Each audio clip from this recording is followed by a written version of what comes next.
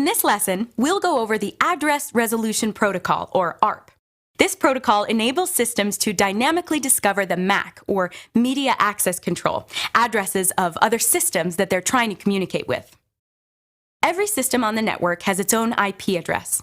For example, let's suppose that my workstation's IP address is 172.16.0.1. IP addresses are 4 bytes in length, so each of these numerals represents 1 byte of information. IP is a layer 3 address, in other words, the network layer. The system here also has a burnt-in physical MAC address, which is 6 bytes in length. Let's just make up a number here.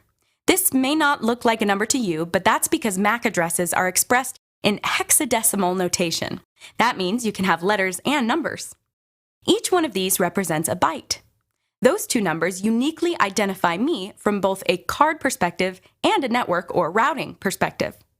Now, let's diagram a very simple network with 2 directly connected systems. Station A is here and Station B is here. Each of these systems has an IP address and a MAC address. Let's assign Station A to 0.1 and Station B to 0.2. Station A is 172.16.0.1 and Station B is 172.16.0.2. I won't write down their MAC addresses, but these would be 6-byte addresses like we saw earlier. If A is trying to send data to B, it needs to create a packet and then wrap it in a frame. Packets contain the sender's IP and the receiver's IP. So, when Station A is building the packet, it has to place both its own IP and Station B's IP into the packet header. At this point, there still isn't a physical address of any system attached to the data. That's what the frame's going to hold. Once the packet is built, ARP's purpose is to enable Station A to dynamically discover the MAC address of Station B. If Station A has never talked to Station B, it won't know the MAC address. But once a station has communicated with another node on the network, it'll remember the MAC address for future use. What ARP does is send out a broadcast frame. A broadcast frame is a piece of data intended for all recipients. It's a special MAC address built into the frame. It's made up of all binary ones.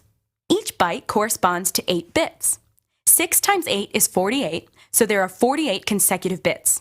That's what's going into the destination MAC address field of the frame. When the frame goes out, it'll be received by Station B, and then by anyone else that may be on that network. B will pick it up and say, "Oh, you're looking for my IP address, that's me." B will recognize that an ARP request is coming in. It'll respond to A with an ARP reply.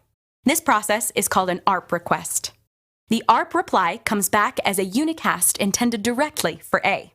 Station B is telling Station A, "So you're asking for my MAC address? Well, here it is." Once A receives that ARP reply, it'll add an entry in the ARP table and store it locally. In the future, if it needs to reach the IP address of 172.16.0.2, it'll send it to this MAC address. Entries on the ARP table only stay there for a certain period of time.